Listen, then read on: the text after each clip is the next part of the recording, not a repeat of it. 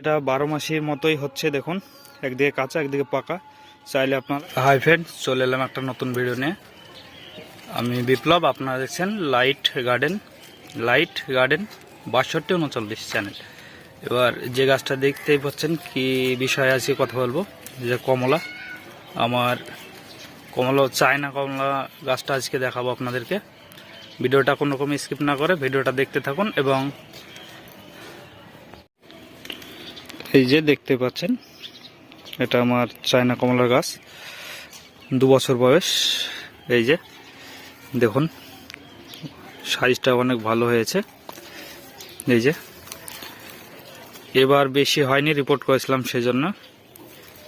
এই যে দুটো, এখানে দুটো, চারটে, আর এই যে এখানে একটা 5টা, এখানে একটা 6টা, আর দুটো হারভেস্ট করা হয়েছে।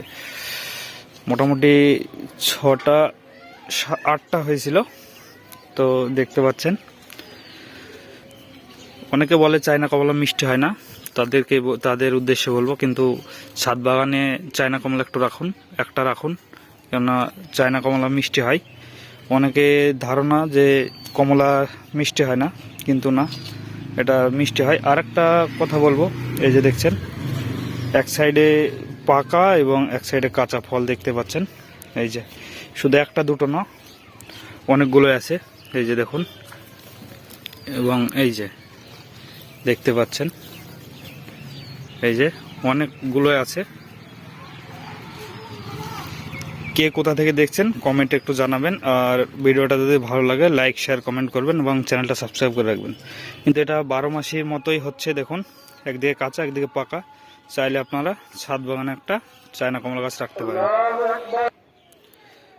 লেবু গাছে মূলত যে রোগগুলো হয়, ডাইবাক এবং ক্যাঙ্কার, সেগুলো কিন্তু চায়না কমলার মধ্যে খুবই কম দেখা যায়।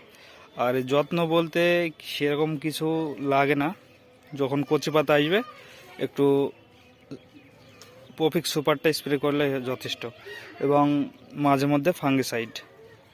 আর দেখতে পাচ্ছেন, ছাদ বাগানে করা সম্ভব, তবেই হচ্ছে। আপনারা একটা ছাদ বাগানে লাগান, এবং নিজে হাতে ফল পেড়ে খাওয়ার মজাই আলাদা বা আনন্দই আলাদা।